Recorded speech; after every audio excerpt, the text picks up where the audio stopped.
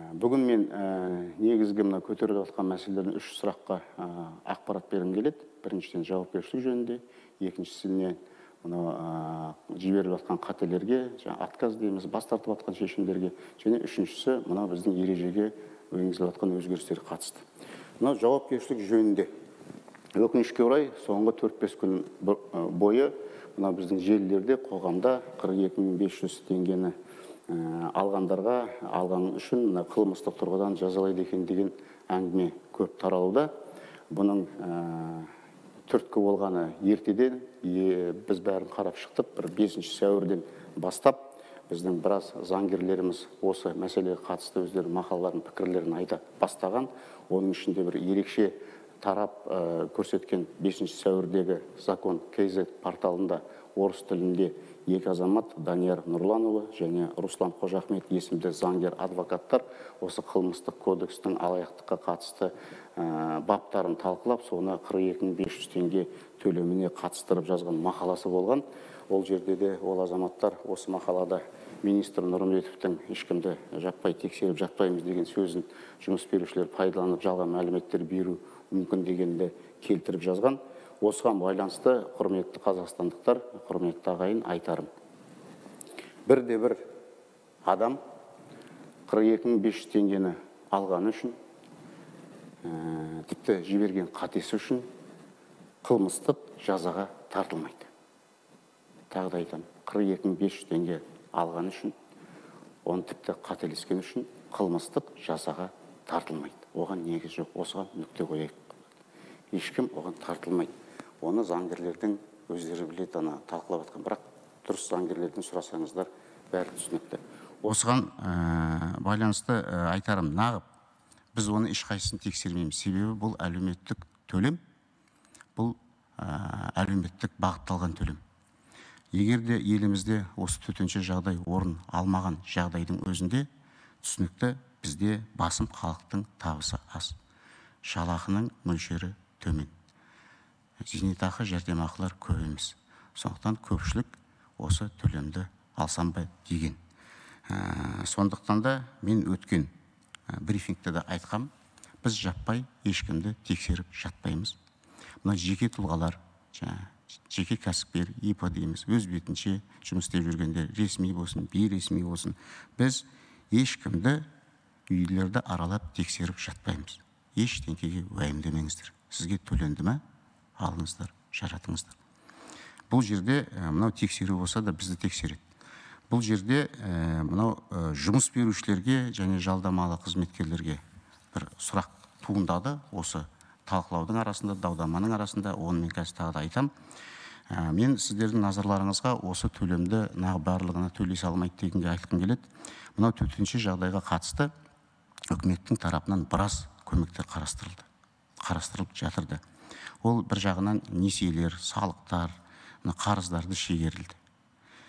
Зейнетақы мен жәрдемақылар тоқтаған жоқ. Олар қайта ұлғайды. Мына жаңа қаражат бөлінгеннен кейін біз апрель айын төлеп қойғанбыз. Сондықтан көтеріңкі индексация жасалған мөлшерді мамыр айында апрель айының қосқан қаражатымен бірге төленеді.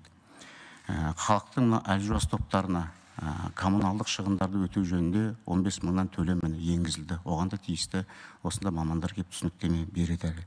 Азық-түлік алуға көмек тағы да қарастырылды. Соның ішіндегі бір көмектің түрі осы төтенше жағдайға қатысты алып жүрген жалақыңыздан, тауып жүрген табысыңыздан айырылған жағдайда төленетін 42.500 теңге төлем. Бұл сол көп көмектің ішіндегі бір көмегі. Сондықтан да бұл бөлек төлем болған соң кейін өзінің шарттары бар. Бұның негізгі шарты, мен тағы да айтам, ылғи да айтып жүрміз, бұл алып жүрген жалақыларыңыздан, тауып жүрген табыстарыңыздан, төтенше жағдайдың салдарынан айырылған жағдайда төленетін төлем. Мына енді жалдамалы қызметкерлерге, жұмыс берушілерге қатысты. Мынау осы мәселелер көтеріліп кеткен кезде анықталып жатыр. Бұл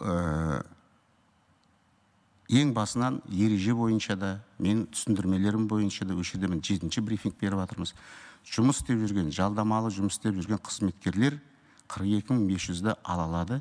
егерде оларды жұмыс беруші мәжбүрлі ақысыз демалысқа жіберген болса. Басқа жағдайда 42.500 теңгені алуға болмайды. Оны біз осы күнге дейін түсіндіріп келдік. Егер жұмыстан шығып кетсе, оған басқа төлем бар. Жұмысынан айырылған жөнінде 6 айға дейін төленетін. Ол үшін ресми жұмысы ретінде тіркелу ғана жеткілікті. Енді бұл жағдай нағып анықталып отыр. Біз әуелі 26 мартта осы ережені әзірлеген кезде жұмыс берушілер өздерінің жұмысшыларын ақысыз демалысқа жіберген жөнінде бұйрықтарын тіркеу, немесе оны нағып ақысыз демалысқа жібердіңіздер деп, есеп шоттарының, банктегі солардың ақшаның жоқтығын көрсету, не болмаса мынау үлкен торговый центрлерді жалға алып отырған құжаттарын көрсету деген талап болған бірінші күні. Бірақ оның қоғамның талабы бойынша, халықтың айтуы бойынша 2 күннен кейін біз оны алып тастадық та, мына хабарландыру тәртібіне көштік. Сөйтіп, өтініш бергенде мен ылғи айтушы едім, астында жазба бар. Иә, біз табысымыздан төтенше жағдайға қатысты айырылдық деген жазба бар. Сондықтан хабарландыру түрде оны қабылдап, біз ол өтінішке сеніп, сондықтан оны төледік. Бірақ тәртіп болу керек. Егер де заңда біздің түсіндірмеде айтылған болса, тек ақысыз демалысқа кеткен кезде төленеді десек, ол тәртіпті сақтау керек. Сондықтан тағы да айтам, жеке тұлғалар, ИП, өз бетінше жұмыспен айналысып жүргендер, ресми болсын, бейресми болсын, ол жөнінде мынау ешқандай проблема жоқ. Уайымдамаңыздар. Ешқандай ақшаны қайтару, немесе бізді тергейді екен, тексереді екен, ешкім оны тексермейді, жеке тұлғаларды. Ал енді жұмыс берушілерге мынау мәжбүрлі ақысыз демалысқа шықпай, тұрақты жұмысы жүріп тұр, тұрақты жалақы алып жүргендер, бұл заң бұзушылыққа алып келеді. Ол дұрыс емес. Бұл жерде де бұны мемлекеттік сақтандыру қорынан төленіп жатыр. Сондықтан мемлекеттік сақтандыру қоры бұл 42.500-ден басқа мүгедек жандарға төлеп жатыр. Асыраушыдан айырылған жанұяларға, жұмысынан айырылған адамдарға, мынау баланы 1 жылға дейін күтім, не байланысты төлемдер, және де мынау декретный дейміз, 126 күнге жүкті болуына, кейін босануына қатысты төлемдер төлеп келеді. Сондықтан да сол қаражатқа жауапты болған соң, ол кісілер әрине осындай бұйрығы жоқ ақысыз демалысқа жібермегендерге олар әрине сұрау жасайды да, оны қайтару талап етеді кейін. Сондықтан да тағы да қайталап айтам, тек қана жалдамалы қызметкерлер ақысыз демалысқа шықпағандарға сұрақ бар. Олар заңсыз алған. Енді біз 3 миллионға жуық адамдарды өтініштерінен бас тарттық. Соған да түсіп атқан сұрақтар бар, соны түсіндіріп кетсем. Бірінші себептің бірі бұл жеке сәйкестендіру нөмірі иінді немесе кәсіпорынның осындай жеке сәйкестендіру нөмірін дұрыс көрсетпеген. Бұл жерде 12 цифр, соны жаңылыспай дұрыс тиянақты көрсеткендеріңіз жөн. Себебі ол иінді қараған кезде ол сіз емес болып шығасыз, басқа адамдікі болып шығуы мүмкін. Сондықтан ол қателерді түзеп қайтадан жіберу керек. 160 мыңдай адам осындай қате жіберген. Екіншісі, мынау банктың реквизиттарына, есеп шотына қатысты. Оған да сұрақтар туындайды. Сіздер өтініштеріңізде көрсеткен кезде 20 сандық, және символдан тұратын KZ деп басылады, 20 санды көрсету керек. Кейбірлер карточкасының нөмірін көрсету жерде 16 сан. Ол карточкаға сіздің шотыңызға түскен соң кейін банк аударып береді. Біз банктағы сіздің есеп шотыңызға аударамыз. Оның мөлшері 20 сан болу керек. Біз өшерде сіздерге түсіндіріп кетейік. Біз қалай тексереміз банктағы есеп шотты? Бізге өтініш түскен кезде біз соның 20 сан ба, жоқ 20 емес па, соны тексереміз. 19 сан болса дұрыс емес. Және де басында KZ деген әріптен кейін келесі сандары банкты көрсетеді. Қай банктың бұл есеп шоты екен. Егер сол бір жабылып қалған банктар болса, біз сіздерге қайтарып жатырмыз. Бұл банк жабылған деп. Ал енді жаңа 20 саны түгелі болып тұрса, біз оны тағайындауға жібереміз. Өшерде тағы да бір көп сұрақтарға жауап шығып отыр. Мынау бізге тағайындалған соң кейін біз бір жұмыс күннің ішінде сіздердің сол көрсеткен есеп шотқа аударамыз. Бірақ осы күндері 800 мың адамның аударған есеп шотынан банктар бізге қайтарды. Біз оны одан да көбін қайтарды. Соны біз сіздерді мазаламай сол банктармен жұмыс істеп, сөйтсек ол банктегі сіздердің жабылып қалған счеттарыңыз екен. Сондықтан сол банкте басқа бар істеп тұрған счеттарыңызға аударып қондырып бердік. Сол көрсеткен банктеріңізде, бірақ басқа счеттарыңызға. Тағы да бір 70 мыңға адамның ол банкта жаңағы 20 сандық счет болмай шықты. Сондықтан сіздерге SMS жіберіледі, басқа дұрыс банктың счетін көрсетіңіздер деп. Үшінші қайтарып жатқандарымыз бұл мемлекеттік қызметкерлердің беріп жатқандары, немесе жабылмаған мекемелердің беріп жатқандарға қайтарып жатырмыз. Бұл жерде ескертетін, мына мемлекеттік органдар, мемлекеттік ұйымдарға 42.500 теңге тарамайды. Себебі олардың жұмыстары шектелген жоқ. Олар қашықтан жұмыс істеп жатыр. Сондықтан мемлекеттік қызметтен беріп, немесе жаңа ESP төлеп жатудың қажеті жоқ. ESP тіпті мемлекеттік қызметкерге төлеуге болмайды. Себебі ESP төлеген адам мен кәсіпкерлікпен айналысам деген белгісі. Ал мемлекеттік қызметкерге кәсіпкерлікпен айналысуға болмайды. Екіншісі, біздің зейнеткерлер қадірменді, мүгедек жандарды беріп жатқандарды біз қайтарып жатырмыз. Себебі біз басынан түсіндіріп келе жатырмыз. Мемлекеттік жәрдемақылар, зейнетақылар тоқтаған жоқ. Оны алып жүрген кісілерге 42.500 теңге тарамайды. Тек қана егерде сол зейнеткеріміз мүгедек жан төтенше жағдайға дейін ресми түрде жұмыс істеген болса, оған әлеуметтік төлемдер аударылып тұрған болса ғана ол алады. Төртінші себеп, мынау беріп жатқан адамдардың ең көп қайтарылып жатқан миллионнан астам әлеуметтік төлемдер мемлекеттік сақтандыру қорына төленбеген соңғы 12 айдың ішінде. Мүлдем төленбеген. Сондықтан біз ондайды, бұл негізгі шарты, бұл төлемнің ондайды да қайтаруға мәжбүрміз. Мына көптеген өтініштер түсіп жатыр, жоқ менімен төлеген деп, мен өзім жеке басымда бір 10 шақты адамды да қарап шықтық. Мысалы, о жерде дәлелденіп тұр. Олар біздің басшыларыңыз, мекеменің басшысы, бас бухгалтерлары сіз үшін осы күнге дейін ол әлеуметтік төлемдерді аудармағандары 100% анықталып жатыр.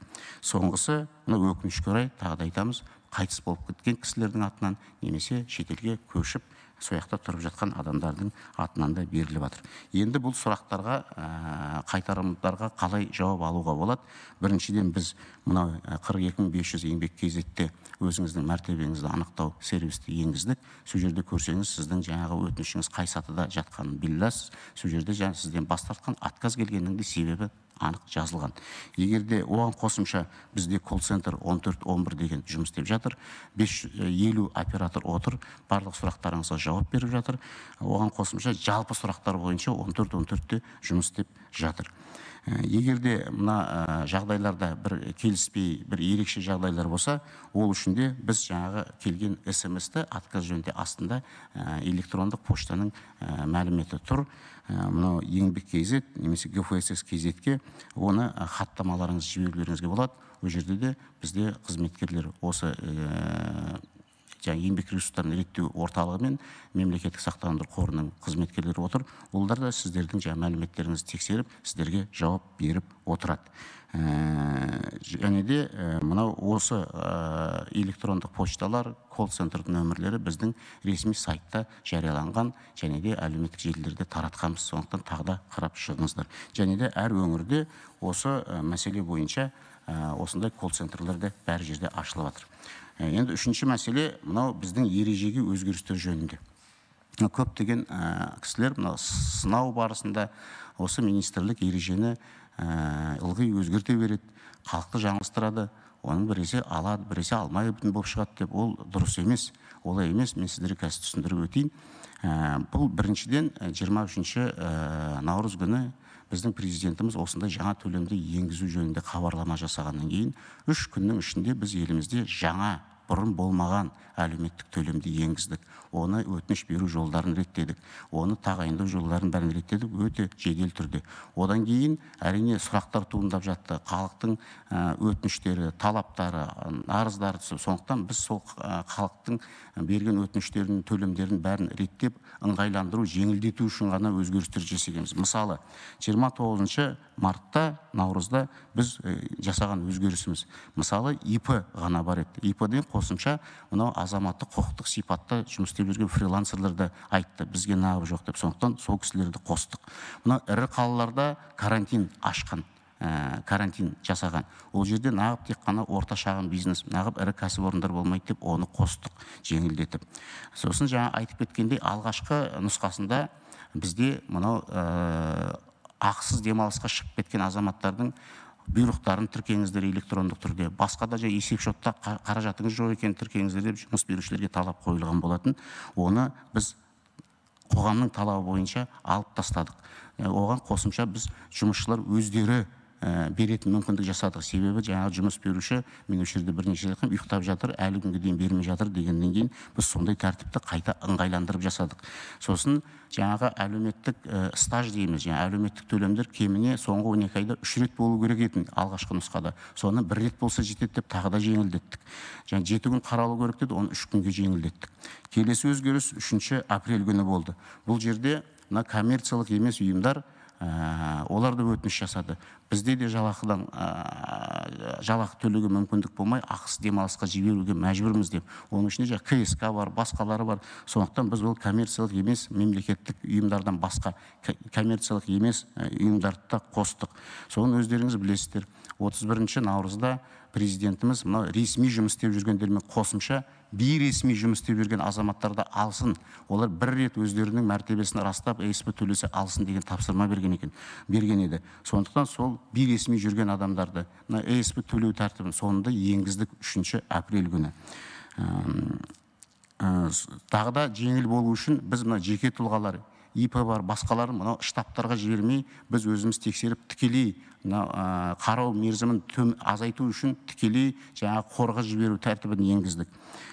Жаңадан порталдар ашылды, телеграмдар ашылды, халыққа жеңіл болсын деп. Себебі ЕГОВқа көп адам хабарласып, ол үлгермей жатты. Сондықтан соның бәрін біз ережеге де енгізген болатынбыз. Ал енді 15 сәуірде соңғы өзгерістерді тағы да өзгертті деп жатыр. Бұл жерде де өзгерістің негізгісі былай. Біз соңғы брифингтарда мен сіздерге айтқанмын, біраз азаматтардың есеп шоттары жоқ екен. Соң елдердің бәрі банктарға кетті. Сол жерде біраз адамдар жиналып, естеріңізде. Сол кезде біз жедел түрде шешім қабылдадық та, сіздер өтініш берген кезде есеп шоттарыңызды көрсетпей, ол терезеден аттап кетіп, өтініштеріңізді бере беріңіздер. Біз оны тағайындап қоямыз. Сөйтіп сіздер есеп шот ашқандарыңызды 30 күнге дейін күтеміз деп соны енгіздік. Енгізгеннен кейін оны біз ережеге де бәрін ашып жазуымыз керек. Себебі оны тағайындайтын мекеме тағайындауға біз құқық беруіміз керек. Есеп шоты болмаса да оны күтеді. Қанша күн күтеді? Соның бәрін біз осы 15 сәуірдегі өзгерістерде енгіздік. Оған қосымша бізде біраз азаматтардың куәлігі, удостоверение личности мерзімі бітіп кеткен екен. Оған да шешім қабылдадық. Мерзімі бітіп кетсе де 42.500 төлеуге кедергі болмасын деп. Оны да біз жаңағы қазіргі ереже қосқанымыз өзгеріс. Және де зейнеткерлерді жаңа айтып кеттім. Егер де төтенше жағдайға дейін ресми түрде жұмыс істеп жатса, ЕСП төлегені бар, бұлай жалдамалы жұмыста болған. Сол ЕСП-ні төлегенге де ЕСП-ның ішіндегі жаңағы қаражат сақтандыру қорына түспейді. Ол тек қана салық ретінде түседі. Сондықтан соны сақтандыру қорына түспегеніне қарамастан біз зейнеткердің жұмыс деген растайтын, талат деген шартты осы 14 сәуірде қосып отырмыз. Сондықтан бұл ережелердің бәрі тек қана жеңілдету жағынан жасалып жатыр. Және де оның бәрін қазіргі жағдайда халықтың сұрауы бойынша біз осындай заңдарды, ережелерді дер кезінде өзгертіп сәйкестендіру. Сондықтан тек қана осы тұрғыда. Соңында тағы да айтам, жаңағы басындағы әңгімеге, егер сіздер төтенше жағдайдың салдарынан өздеріңіздің тауып тұрген жалақыларыңыздан, табыстарыңыздан шынайы айырылған болсаңыздар, еш нәрсеге күмәнданбаңыздар. 42.500 теңгені алып, оны өздеріңіздің игілігіңізге жаратыңыздар.